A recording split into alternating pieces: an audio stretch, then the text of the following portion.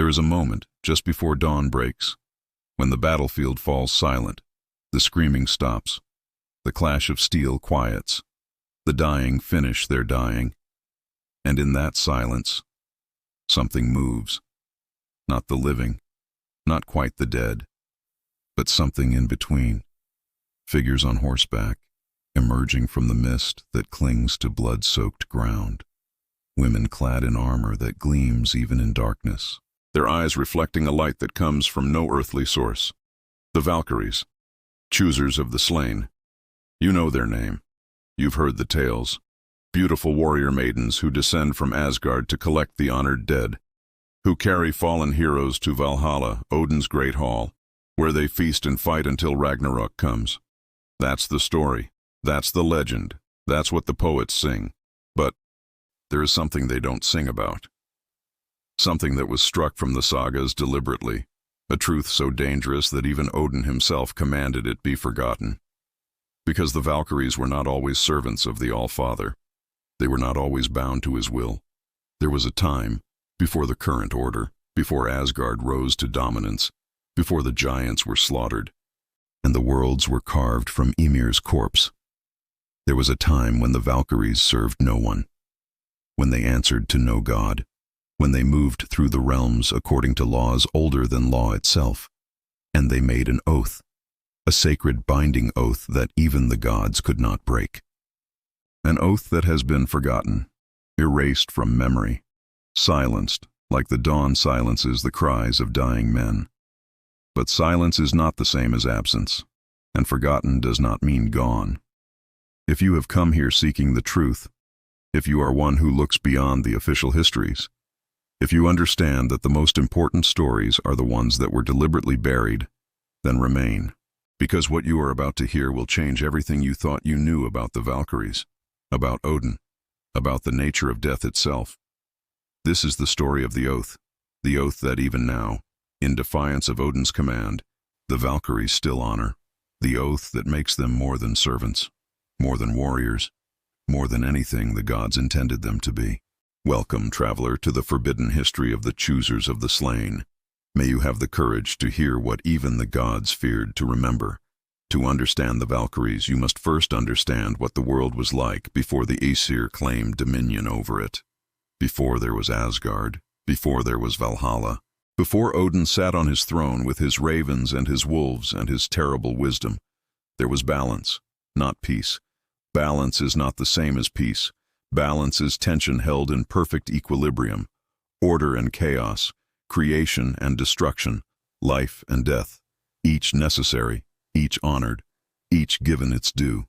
In those primordial times, the realms were not organized into the neat structure we know now. There was no world tree yet, or rather, Yggdrasil existed, but it was wild, untamed. Its roots and branches spread according to their own nature, not arranged by divine architecture. The giants were not enemies of the gods, because the gods as we know them did not exist yet. There were powers, yes, ancient beings, forces of nature given consciousness, but they did not rule. They simply were, and in this world, death was different. It was not an ending to be feared or a transition to be managed. It was a return. When a being died, their essence flowed back into the great cycle, back into the earth, the water, the air, back into the cosmic pattern from which all things emerged and to which all things returned. There was no judgment, no heaven or hell, no reward or punishment. Just return, dissolution, the self releasing its boundaries and merging back into the everything. But some deaths were different. Some deaths were so violent, so sudden, so wrong in their timing that the dying could not let go.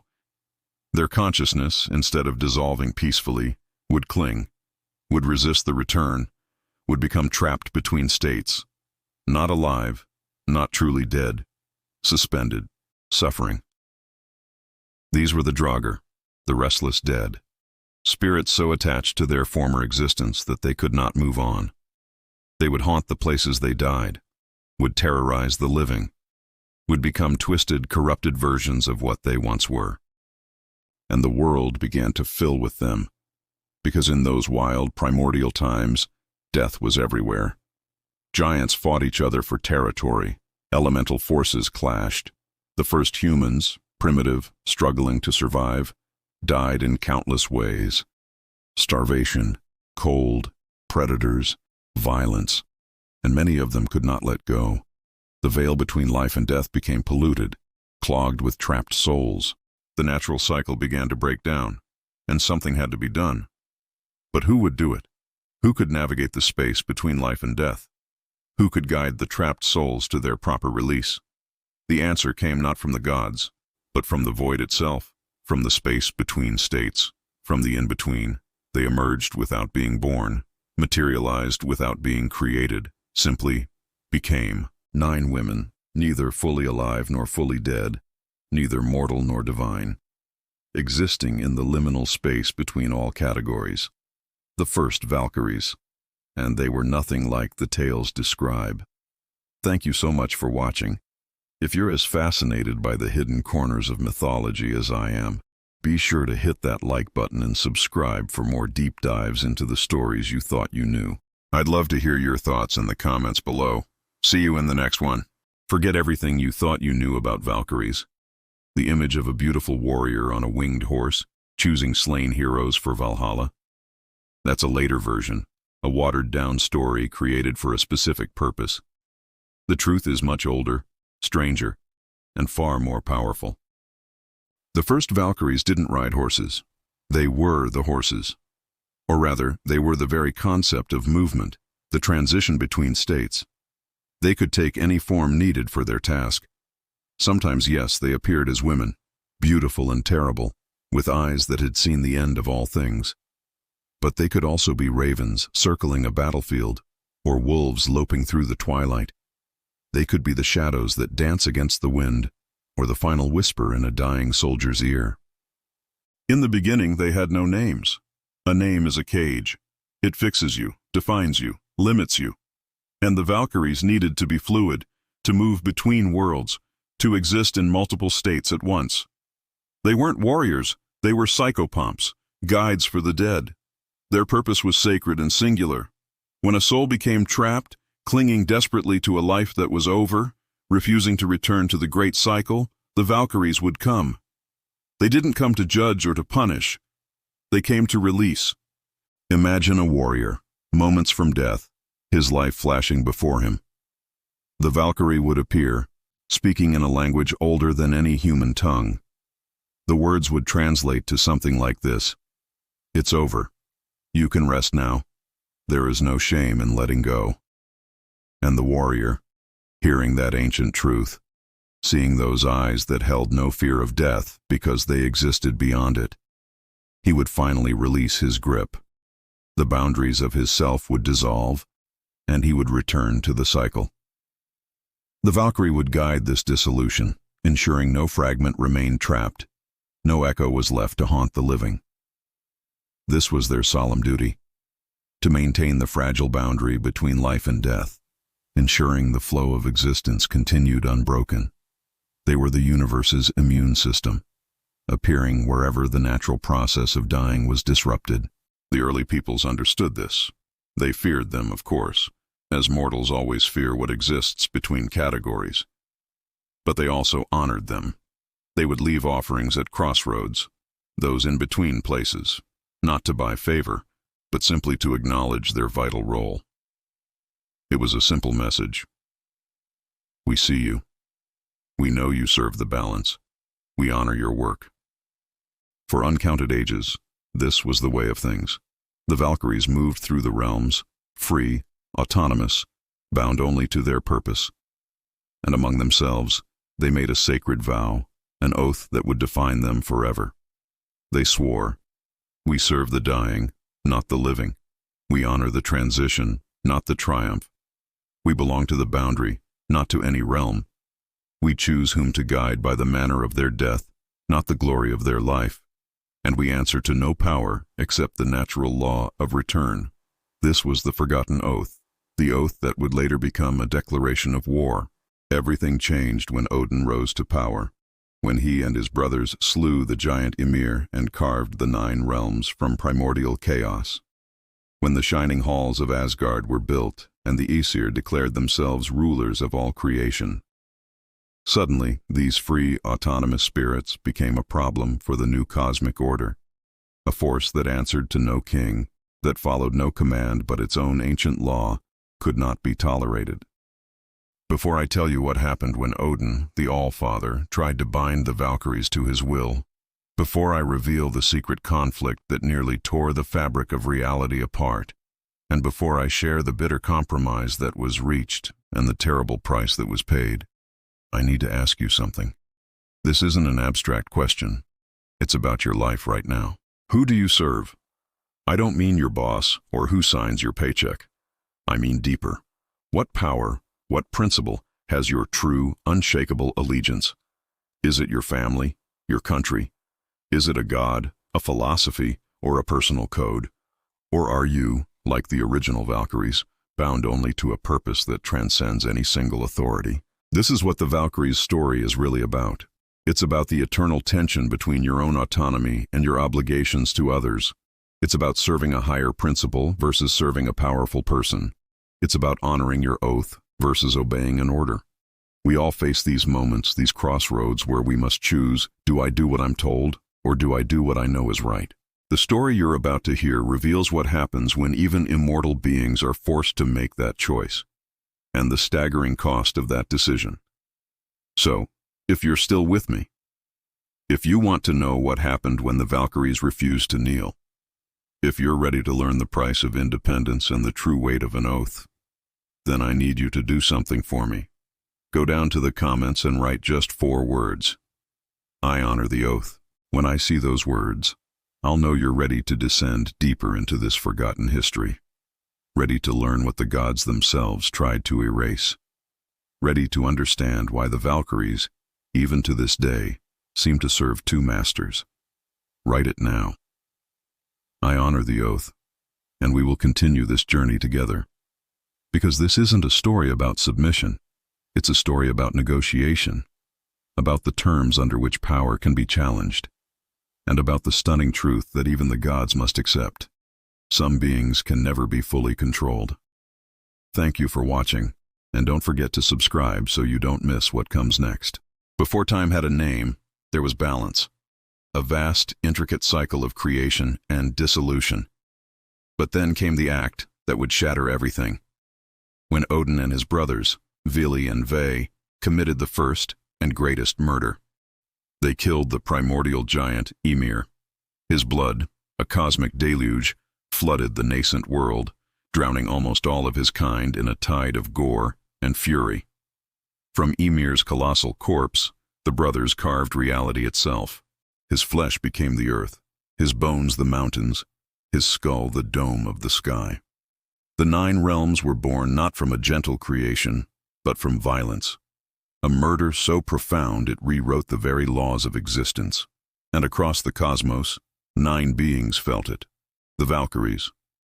Wherever they were, guiding souls through the gentle twilight of their final journey, they felt the universe scream. The delicate balance didn't just tip, it shattered. Something fundamentally wrong settled over reality like a funeral shroud. Because this wasn't death as they knew it. Ymir's end wasn't a peaceful return to the void. His essence was being used, exploited, twisted into raw material for a new creation. This act violated the deepest truth the Valkyries served, the sanctity of the cycle. Death was meant to be a release, a return, not a grotesque transformation, not a denial of the end. The Aesir, these new gods flush with the power of their cosmic crime, had done the unthinkable. They had taken an ending and forced it to become a beginning. They had broken the eternal circle and forged a straight, brutal line, before and after, with themselves standing at the very center, imposing their will as the new order. The Valkyries, drawn by this universal wound, converged, all 9 of them. They met in a place that defies description, a liminal space between the newly formed worlds, a pocket of reality untouched by Odin's violent creation. They didn't speak with words. They communicated through shared understanding, a resonance of purpose and deep, chilling concern. One among them, a being of fierce will who would one day be called Brunhild, projected a single undeniable thought. This cannot stand. The balance must be restored. The cycle must continue. Another, later known as Sigrun, replied with a wave of caution. But how? They are powerful, these new gods. They have killed the unkillable. They have bent reality to their will. A third, Kara, added a stark premonition. They will come for us. They will demand we serve their new order. They will try to make us abandon our oath. And Brunhild's resolve solidified, radiating through their shared consciousness. Then we refuse. But refusal is never simple, especially when the one making the demand is the All-Father himself. Odin, already on his relentless quest for knowledge and power, understood a critical truth. To truly rule the 9 realms, he needed to control not just life, but death itself. And to control death, he needed the Valkyries. He didn't send a messenger. He came to them himself, not as a supplicant asking for a favor, but as a conqueror, a king demanding the allegiance of his subjects. He found them in their non-space between worlds, and they felt his approach long before they saw him. A figure wreathed in power, one eye burning with a terrible, ancient knowledge. He had not yet sacrificed the other, his very presence warping the fabric of reality around him. "Valkyries," he said, and his voice wasn't just sound, it was a command, carrying the weight of the new world he had forged. "I have remade reality. I have brought order from chaos and created realms where before there was only formless void. Now I build something greater still. A hall for the honored dead, a place where the greatest warriors will feast and fight, preparing for the final battle. It is called Valhalla, and I require your service." The Valkyries were silent. They simply existed before him, their forms fluid and indistinct, studying this new, immense power. They saw not just the god standing before them, but the path he was destined to walk. Because they existed partially outside of time, they could sense the shape of the future. They saw his inevitable, all-consuming quest for wisdom. They saw his sacrifice, hanging from the world tree, Yggdrasil. They saw him plumbing the depths of Mimir's well, and they saw the shadow of Ragnarök, the doom of the gods, waiting at the end of all things. In that moment, they understood something crucial about Odin. He wasn't evil, not in the simple way mortals understand it. He wasn't a tyrant for the sake of tyranny. He was afraid, utterly, profoundly terrified. He was a being desperate to control the uncontrollable, because he had glimpsed his own annihilation and the end of his world.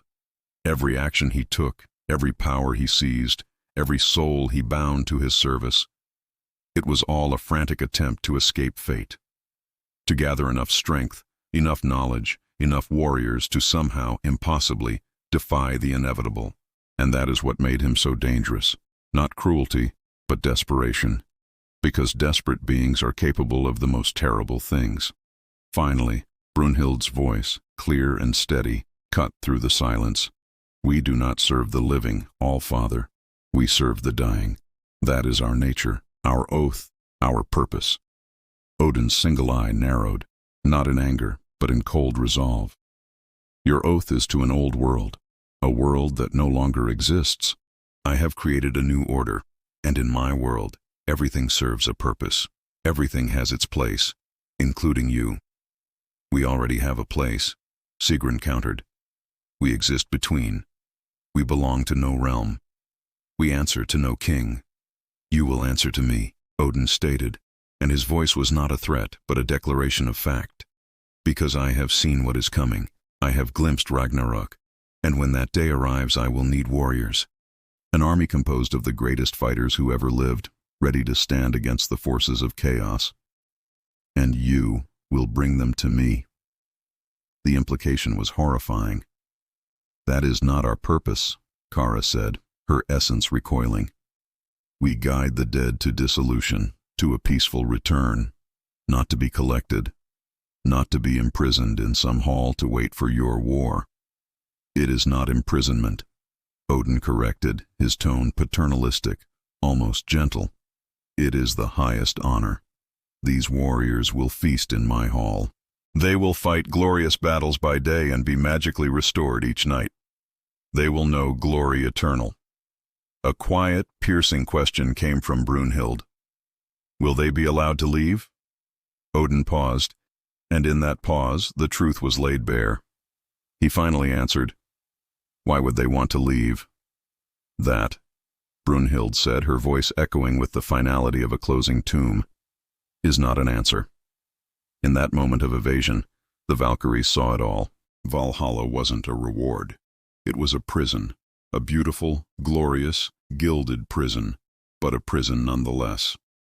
Odin wasn't honoring the dead, he was using them. He was harvesting souls, storing them like swords in an armory, to be unsheathed when his need was greatest. He wanted the Valkyries to be his soul collectors, his eternal recruiters, his servants. Brunhild's resolve became a blade. No, just that. One word. But it was a word forged in the heart of cosmic balance, and it thundered through the space between worlds. It was the first shot fired in a war that would span ages, a conflict not of swords, but of principles. A war between a desperate god building an army and the ancient guardians of death who refused to become his quartermasters. The war for the souls of the dead had begun. Thank you so much for joining me on this deep dive into Norse mythology. If you enjoyed this story, please hit that like button, subscribe, and ring the bell so you do not miss our next journey into the myths and legends of the past. See you next time. When you are the king of the gods, when you have stared into the primordial void and wrestled reality into a shape of your own design, you don't often hear the word no. Odin, the All-Father, was not accustomed to refusal. He had slain the unkillable giant Ymir, used his corpse to build the 9 realms, and hung himself from the world tree to learn the secrets of the runes. Power wasn't just something he had, it was something he was. So when he summoned the Valkyries, he expected obedience. He expected beings to recognize his authority and simply submit. But the Valkyries, they were different. They weren't born from flesh and blood, nor were they forged from divine will. They were concepts given form, liminal beings who existed in the shimmering space between life and death. Their purpose was singular, to guide the souls of the dying, to ensure the great cycle of existence continued unbroken. They did not fear death, because they were its handmaidens. They couldn't be bribed with power or wealth, because their purpose was their only treasure. They could not be threatened with destruction because, well, how do you kill an idea? How do you stab a memory? Attacking them was like trying to punch smoke. They would simply shift, reform, and continue their sacred duty somewhere beyond your reach. Odin stood before them, the air crackling with his barely contained power. "You refuse me?" he asked, and the casual authority in his voice was now laced with the sharp edge of divine anger. The 9 realms themselves seemed to hold their breath. Brunhild, their leader, met his gaze without flinching. "We do not refuse you, All-Father," she clarified, her voice calm and steady. "We refuse to abandon our oath. We were not created to serve any god. We emerged to serve the balance, and that is what we will continue to do." Odin scoffed, a sound like grinding stone. "The old balance is gone," he declared. "I destroyed it when I killed Ymir. The world is different now. It is my world, and you must adapt to my new order, or you will become irrelevant." Sigrun, another of the Valkyrie sisters, stepped forward. "Perhaps," she conceded, "but that is our choice to make, not yours." A storm of power gathered around Odin. His hand rose, glowing with cosmic energy. The very space between worlds trembled, threatening to tear apart.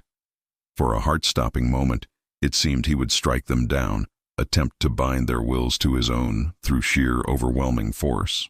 He was Odin. He could remake reality. Surely he could bend these 9 spirits to his command. But then, he stopped. His hand fell to his side, and he laughed. It wasn't a laugh of joy or humor. It was a cold, bitter laugh of understanding. "I see," he said, the anger replaced by a chilling clarity. "You would resist. And in resisting, You would flee to places my power cannot reach. You would become enemies rather than servants. And when the great wolf rises and the fire giant marches, when Ragnarök comes, I would have gained nothing but another powerful force aligned against me." He began to pace, stroking his long gray beard, his one eye seeing possibilities and probabilities unfold. This was not a problem to be solved with a hammer, but with words. A negotiation. "Very well," he said, his tone shifting from commander to strategist. "You cannot be compelled, but perhaps we can reach an agreement." The Valkyries waited, silent and watchful. They were masters of patience, accustomed to the slow, quiet transition of souls. "You say you serve the dying," Odin began, his voice weaving a new tapestry of logic. "You guide those who cannot let go. You honor the final transition from life to death." "Yes," Brunhild confirmed. "Then consider this," Odin continued, leaning in. "Warriors who die in battle, who fall with a weapon in hand, fighting for something they believe in, do they not deserve a special kind of honor? Do they not deserve to be remembered for their glorious end?" Kara, another Valkyrie, spoke up. "All deaths deserve honor, All-Father, not just those of warriors." "Perhaps," Odin conceded, a master politician giving a small point to win a larger one. "They are chosen, deliberate. These are not people who passively accept their fate. They run toward it. They embrace death as the ultimate culmination of their life's purpose." He paused, letting his words sink in before delivering his masterstroke. "What if I told you that these warriors, these champions who die in a blaze of glory, do not want quiet dissolution? They don't want to simply return to the cycle. What if their final, most powerful desire, their very will, is to continue, to fight forever, to exist in a state of eternal, glorious becoming?" Brunhild's eyes narrowed. She saw the trap in his words. "You twist language, All-Father. You make your celestial prison sound like their choice." "Is it not?" Odin challenged, his voice booming. "When a warrior falls, and with their last breath they pray to die with honor, to be taken to the hall of heroes, to feast with the gods themselves. Is that not their will, their desire, their choice?" And here, the Valkyries hesitated. They were faced with a terrible dilemma, because Odin was not entirely wrong. They had seen it themselves in their long vigil over the dying. Some warriors didn't pass peacefully. Their souls didn't gently release their grip on the world. But they also didn't become twisted, malevolent spirits like the Draugr. They lingered in a third state, still attached to their warrior identity, their souls still burning with the desire for battle, still seeking a purpose. These deaths were complicated. They weren't clean dissolutions, but they weren't corruptions either. They were a loose thread in the grand tapestry. Finally, after a long silence that seemed to stretch for an age, Brunhild asked the question that would change the fate of countless souls. "What do you propose?" A thin smile played on Odin's lips. It was not a warm smile. It was the smile of a king who knows he has won. "A compromise," he said. "You maintain your sacred oath. You continue to serve the dying, not the living. You will guide souls according to your own judgment and the will of the departed." He paused, locking eyes with each of them in turn.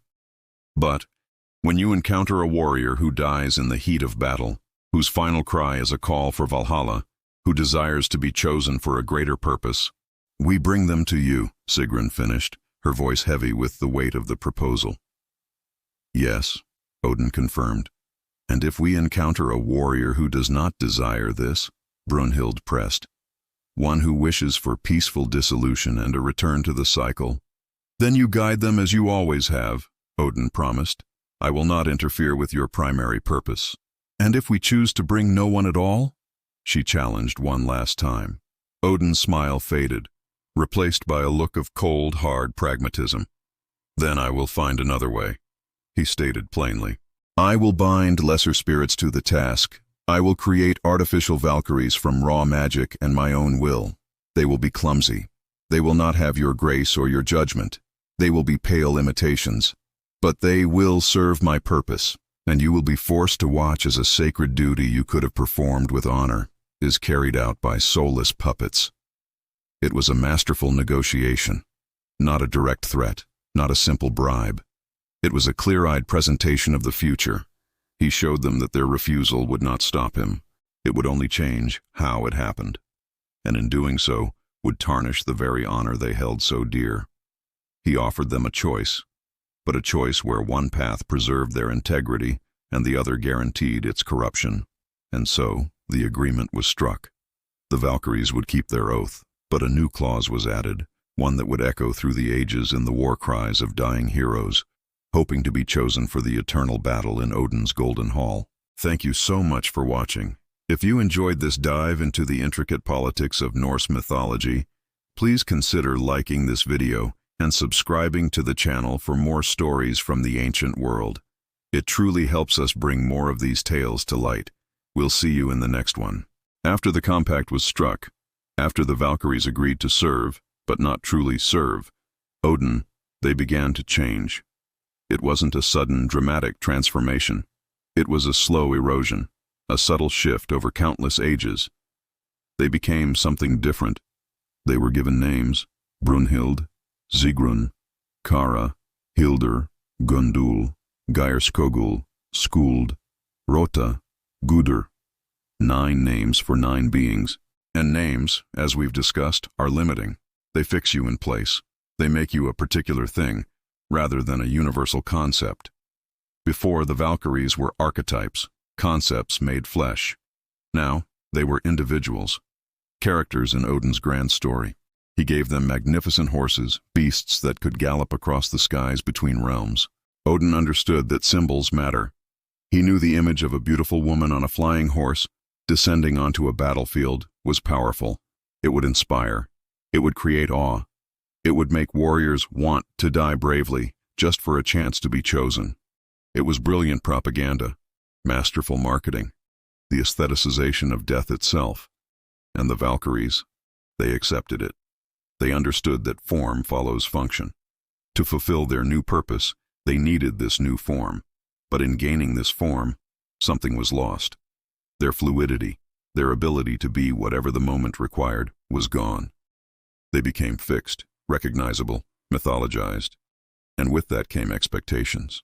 The poets and skalds began to describe them in very specific ways: beautiful, fierce, perfect, and young, always young, frozen in an idealized, martial femininity. Warriors spoke of them as rewards. Fight well, and a Valkyrie will take you to Valhalla, as if they were prizes to be won, as if their guidance was a gift from Odin, rather than their own autonomous choice. The truth became obscured. The original oath, the original purpose, the very original nature of the Valkyries, it all faded from memory. It became legend, then myth, and finally it was forgotten. Odin encouraged this, not through direct orders, but through his silence. He simply allowed the poets to tell the version of the story that served him best. The version where the Valkyries were his loyal servants, extensions of his own will made manifest on the battlefield. He never spoke of the compact, never mentioned that they had once refused him. He never acknowledged their fiercely guarded independence. And so, over time, most beings came to believe the sanitized version of the story, that the Valkyries had always served Odin, that they were simply part of the Aesir hierarchy, with no existence or purpose outside of Valhalla. But the Valkyries remembered. In private, when they gathered away from Odin's watchful eye, they would speak the old words. They would remind each other of their true oath. We serve the dying, not the living. We honor the transition, not the triumph. We belong to the boundary, not to any realm. We choose whom to guide by the manner of their death, not the glory of their life. And we answer to no power except the natural law of return. They would say these words like a prayer, a mantra to protect themselves from forgetting, to stop themselves from fully becoming what Odin wanted them to be. And they honored this oath in subtle ways. Yes, when they rode to battlefields, they looked for warriors worthy of Valhalla. They had a bargain to uphold. But they also looked for others, the ones who died confused, frightened, unable to let go.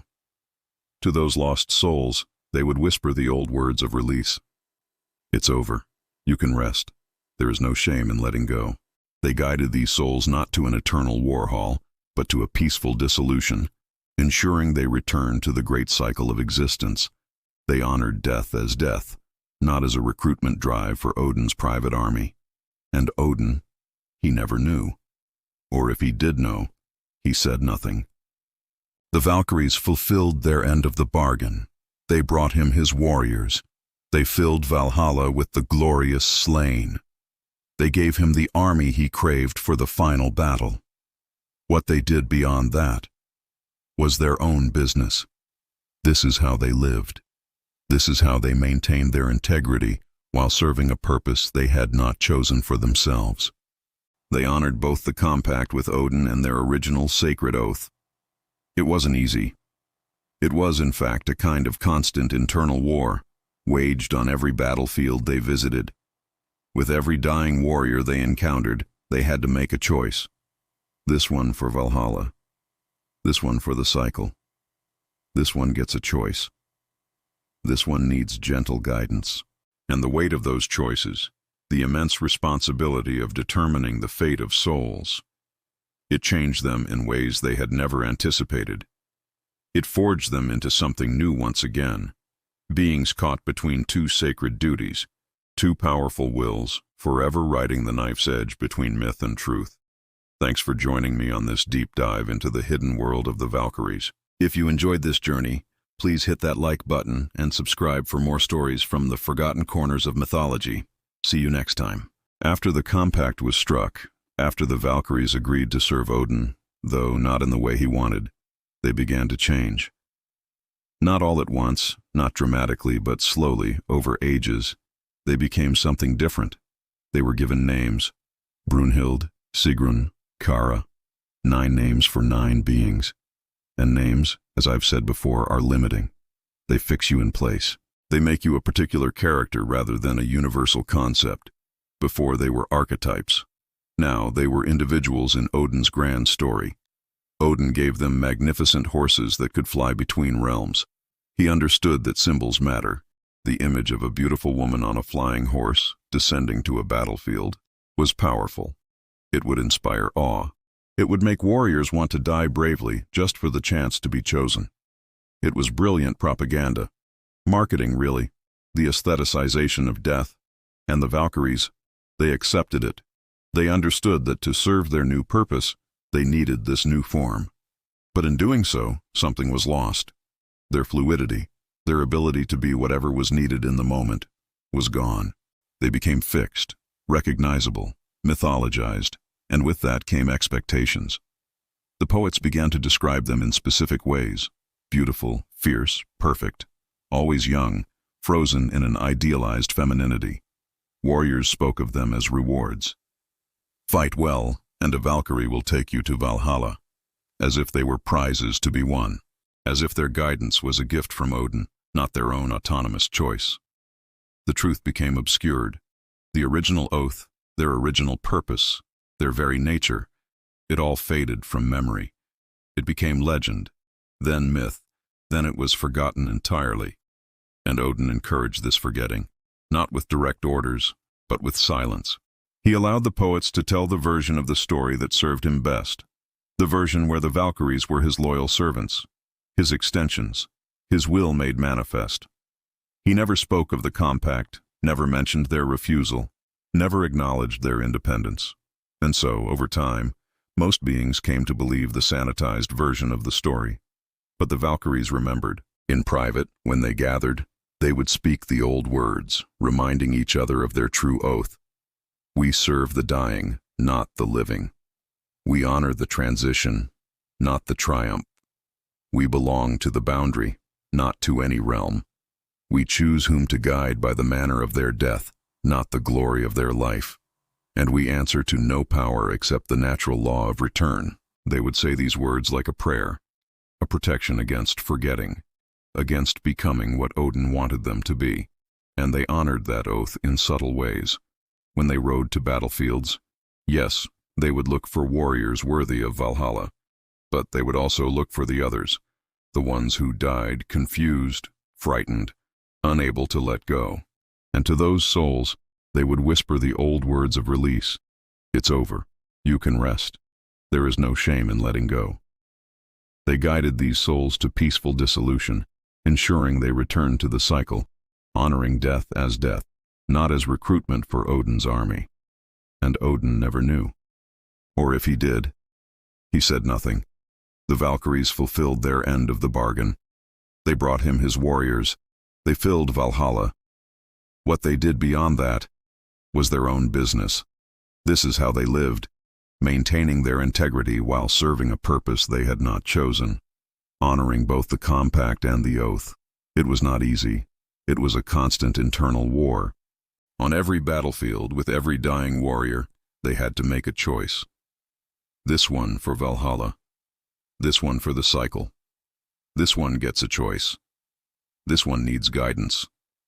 And the weight of those choices, the responsibility of determining the fate of souls, it changed them in ways they had not anticipated.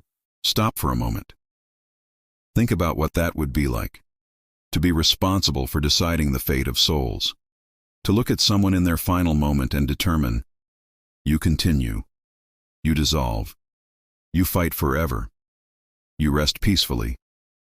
How would you make that choice? What criteria would you use? Would you honor their wishes, even if those wishes were based on illusions? Would you guide them to what you thought was best, even if they desired something else? Would you try to serve two masters, your oath and your compact, and tear yourself apart in the process? This is what the Valkyries live with. Every day, every battlefield, every death. They carry the weight of impossible choices, and they do it alone, because no one else understands. Not Odin, who sees warriors as resources. Not the Einherjar in Valhalla, who think they were simply chosen. Not the living, who tell stories of beautiful maidens on flying horses without comprehending the burden those maidens carry. So I'm asking you now, if you understand this weight, if you've ever had to make a choice that affected someone else's fate, if you know what it's like to be responsible for something bigger than yourself, then write this in the comments. I bear witness to the choosers. Because that's what the Valkyries need most. Not worship, not fear, not romanticization, but witness. Someone who sees them fully, who understands that they are neither servants nor rebels, neither angels nor demons, but beings caught in between, trying to honor contradictory demands, trying to maintain their integrity while serving a system they never fully agreed to. Write it now.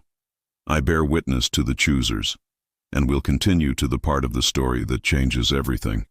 The part where one Valkyrie refused to choose and paid a price that still echoes through the realms. Go ahead. I'll meet you on the other side of that choice, where Brunhild stands on a battlefield, looking at a warrior she cannot categorize, and must decide what it means to truly honor an oath. Thanks for watching, and if you're enjoying this journey, don't forget to like and subscribe. Of all the Valkyries who pledged their loyalty to Odin, none struggled with the weight of that promise more than Brunhild. She was the first, the eldest, the one who had initially refused Odin's compact. For her, serving the All-Father wasn't a noble solution. It was a constant, aching wound. Every time she soared over a battlefield, every time she offered Valhalla to a dying hero, a voice inside her whispered, "This is not what we were meant to be." But she did it anyway.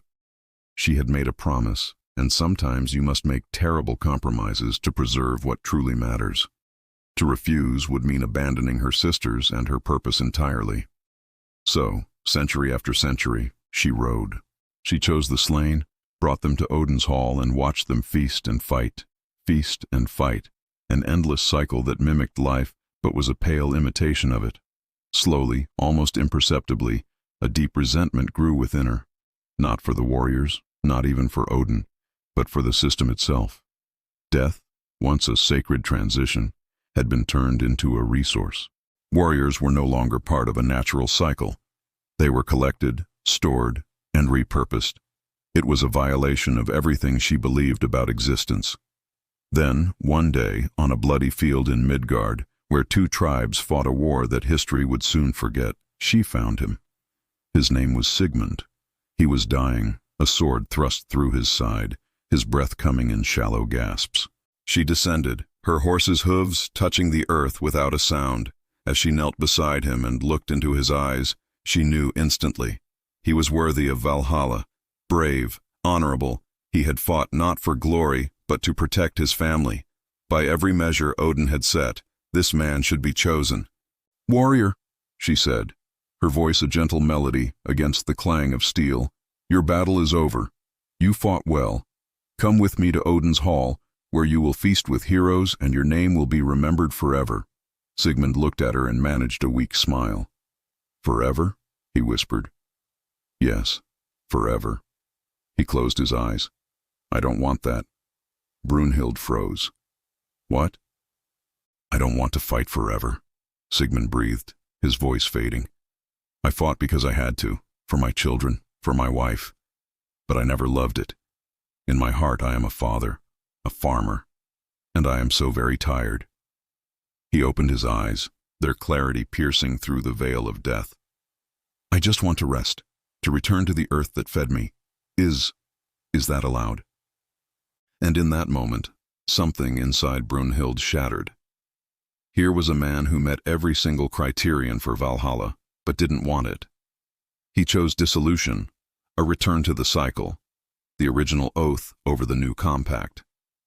And she finally understood the truth that had been building within her for centuries. The compact was wrong. It wasn't wrong because Odin forced it upon them. It was wrong because it valued the manner of a person's death over the content of their soul. It declared, "If you die in battle, you are a warrior." But Sigmund proved that wasn't the whole story. You could die bravely and still long for peace. You could be worthy of Valhalla and still choose the quiet finality of rest. The compact was too simple, too binary, too much like the rigid order Odin had imposed upon the beautiful chaos of the cosmos. Brunhild made her choice. "Yes," she said softly, "it is allowed." She placed her hand on his chest and spoke the old words, the words from before the compact, words that released a soul rather than collected it. "It's over. You can rest. There is no shame in letting go." The tension drained from Sigmund's face. His breath slowed, and she guided his spirit as it unraveled, helping him return to the great cycle, honoring his death as a true ending, sacred, peaceful, and complete. When it was done, Brunhild remained kneeling on that forsaken battlefield. She knew Odin would see. His ravens, Hugin and Munin, thought and memory, missed nothing. They would report back that she had chosen a warrior and then let him go. She had violated the compact. There would be consequences. But for the first time in centuries, she didn't care. She felt whole, aligned, true to herself. She had honored the dying over the living, the transition over the triumph. She had finally honored the real oath, the one that had been forgotten. And in that act of defiance, Brunhild rediscovered not just her purpose, but her soul. Thank you so much for journeying with me through this story today. If you enjoyed this dive into the deeper corners of mythology, please consider hitting that like button and subscribing to the channel. It means the world to me. See you next time. Odin came to her that night. He wasn't filled with rage. No, he was past rage. He came in disappointment, which somehow felt so much worse. She stood in that ethereal space between worlds where the Valkyries gather, and he materialized before her. He had only one eye now, having sacrificed the other for wisdom. But that empty socket seemed to see right through her, more penetrating than both eyes ever had. "Brunhild," he said, and his voice was heavy, tired. "What have you done?" "I honored my oath," she replied, her voice steady. "You broke our compact." "The oath came first." "The oath is obsolete," Odin said. "The world has changed. Your purpose has changed. You agreed to this." "I agreed to a compromise," Brunhild countered. "I agreed to serve both the oath and the compact when possible. But when they conflict, I choose the oath." That was not the agreement. That, Brunhild said, was always the agreement. You knew it when you made the compact. You knew we would never fully submit. You accepted that because you had no choice. Odin fell silent for a long moment. That warrior, Sigmund, he was worthy. He would have served well in Valhalla. He didn't want to. He didn't know what he wanted. He was dying, confused. If you had just convinced him, then I would have betrayed him, Brunhild interrupted. Manipulated him. Used his weakness in his final moment to serve your purpose instead of his own. Is that what you want us to be? Recruiters? Deceivers? Collectors of souls who don't truly choose? I want you to be what you agreed to be, Odin finally snapped, the anger breaking through his weary facade. We agreed to bring you warriors who desire Valhalla, Brunhild said calmly. Sigmund did not desire it. Therefore, no agreement was broken. You're twisting words. I'm honoring spirits. There's a difference. Odin turned away from her, pacing back and forth, his cloak billowing in winds that came from nowhere. I cannot let this stand, he said finally. If I allow you to defy the compact, the others will follow. The system will collapse. And I need that system. I need Valhalla filled with warriors. I need my army for Ragnarök. You need? Brunhild echoed. It's always what you need. Never what is right. Never what honors the balance. Only what serves your war. My war is for the survival of everything, Odin roared. When Ragnarök comes, when the giants march and Surtur ignites his sword, when the world burns, what will your precious oath matter then? What will balance matter when there is nothing left to balance? If the world is meant to end, Brunhild said, her voice soft but firm, then perhaps it should end. Perhaps Ragnarök is not a catastrophe to be prevented. Perhaps it is simply the next stage of the cycle. Death on a cosmic scale, and just like individual death, it deserves to be honored, not fought, not resisted, but accepted.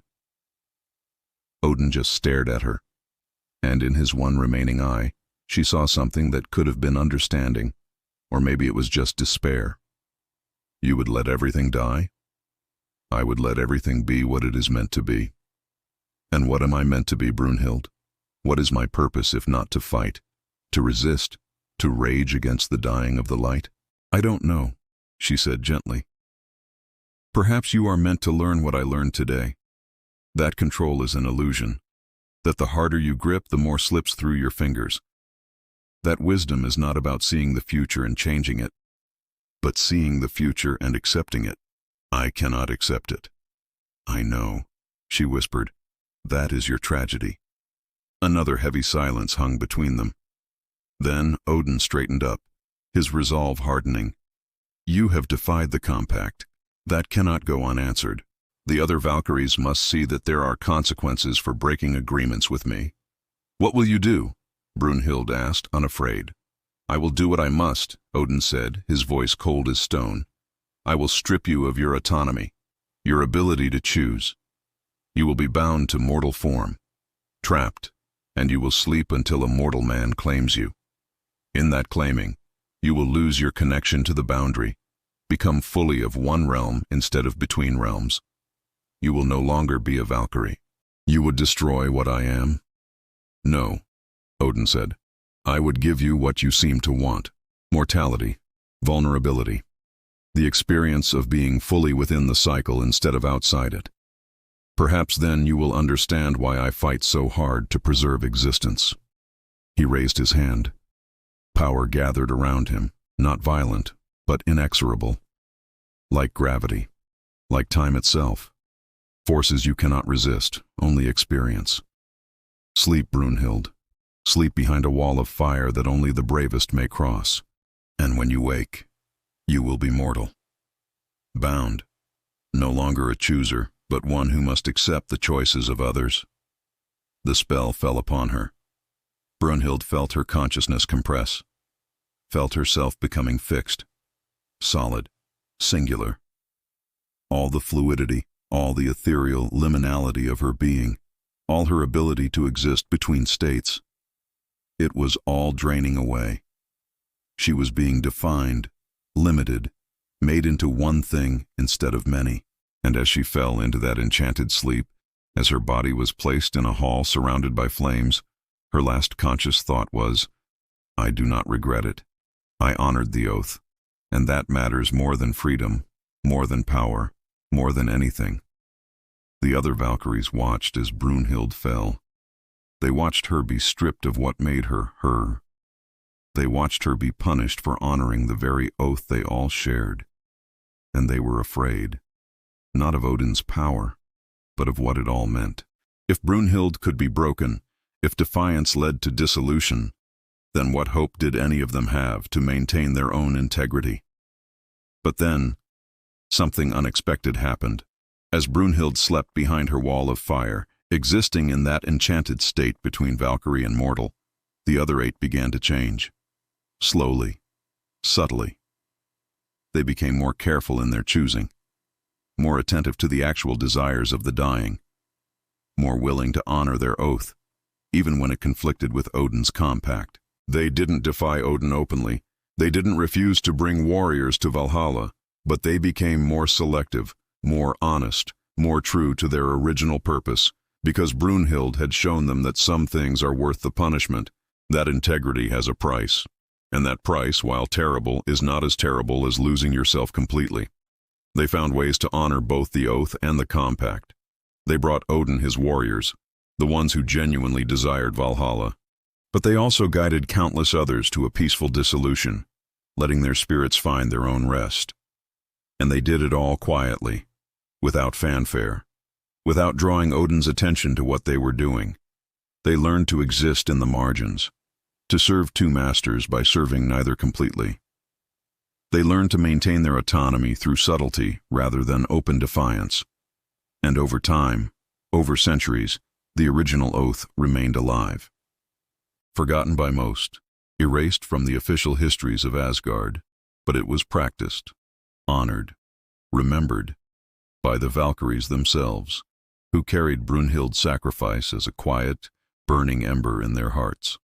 Thank you so much for joining me on this journey into the heart of Norse mythology. If you enjoyed this story, please consider hitting that like button and subscribing for more tales from the ancient world. Let me know in the comments what you think of Brunhild's choice. Until next time, stay curious. Even now, in the myths we tell, you can see traces of it. Stories of Valkyries who fall in love with mortals and give up their immortality. Stories of Valkyries who refuse Odin's commands for personal reasons. Stories of Valkyries who have their own desires, their own wills, their own purposes beyond serving the Allfather. These stories are remnants, echoes of the truth, that the Valkyries were never fully Odin's, that they maintained their oath even under the compact, that they chose, always chose, even when that choosing was dangerous. And what about Brunhild? She was eventually woken by Sigurd, a hero who crossed the flames and claimed her, and she became mortal, as Odin decreed. But even in mortality, even stripped of her power, even trapped in the cycle she once existed outside of, she remained true to herself. She loved fiercely. She chose boldly. She refused to submit to anyone's will but her own. And when she died, truly died, the death of dissolution she had granted to Sigmund, she went peacefully, knowing she had lived with integrity. That's the lesson. That's what the Forgotten Oath teaches us. You see, this story isn't really about Valkyries. It's not about Odin or Valhalla or Norse cosmology. It's about you, about all of us, about what it means to maintain integrity in systems that demand compromise, about how to honor your deepest values while functioning in a world that often contradicts those values, about the price of defiance and whether it's worth paying. We all face this, every single day. We work for companies whose values we don't fully share. We live in societies whose rules we don't fully agree with. We maintain relationships that require us to compromise pieces of ourselves. And we must choose. Do we submit completely? Lose ourselves to maintain belonging? Or do we rebel completely? Lose everything to maintain purity? The Valkyries show us a third way. Negotiate. Find the space between submission and rebellion. Honor your oath where you can. Fulfill your obligations where you must. And know that sometimes on some issues you will have to choose. You will have to say, this matters more than safety. This is worth the price. I will honor my oath even if it costs me everything. And when that moment comes, when you stand where Brunhild stood, looking at a choice that could destroy you, remember, integrity is not about never compromising. It's about knowing when to compromise and when to stand firm. It's about choosing your battles. It's about living in the tension between the ideal and the reality without letting that tension destroy you. The Valkyries managed it. For thousands of years, in mythic time, they walked that line. Sometimes stumbling, sometimes falling, but always, always, remembering the oath. We serve the dying, not the living. We honor the transition, not the triumph. We belong to the boundary, not to any realm. We choose whom to guide by the manner of their death, not the glory of their life. And we answer to no power except the natural law of return. Whatever your oath is, whatever principle you hold sacred, it's still there, even if you've compromised, even if you've bent, even if you've served systems you don't believe in, the oath remains, waiting for you to honor it. And the Valkyries, those forgotten choosers, those beings between worlds, they're still riding, still choosing, still honoring the oath in the spaces between the official story. They witness you as you witness them. And in that mutual witnessing, there is power. If you have walked this journey with me, if you descended into the forgotten history of the choosers of the slain, if you felt the weight of impossible choices pressing down on your conscience, if you understood, even for a moment, what it costs to maintain integrity in corrupt systems, then you know. You know that this was never just a story about mythology. This was a story about resistance, about autonomy, about the sacred space between obedience and rebellion. In the comments, if these words found their mark, if you feel the call of the forgotten oath, if you are ready to witness and be witnessed, write this: I heard the winds of the north. Let me know you were here. Let me know you understand that some truths must be spoken even when power demands silence. Let me know you are one of the first of the north, those who remember what others have forgotten, those who honor oaths others have abandoned, those who choose, always choose, even when choosing is dangerous. Because there are more stories, more secrets buried beneath the ice, more truths that the gods tried to erase. And if you continue with me, if you hit that subscribe button and keep descending into these forgotten depths, you will learn them all. Until the next tale, traveler, may you walk the boundary with courage. May you honor your oaths even when it costs you. May you choose with wisdom and defiance in equal measure. And may you remember, you are not alone. The Valkyries ride still, choosing the slain, honoring the transition, serving the oath, and they see you, they witness you, and in the moment when you must choose between safety and integrity, they will be there. Whispering the old words: stand, choose, honor what matters most.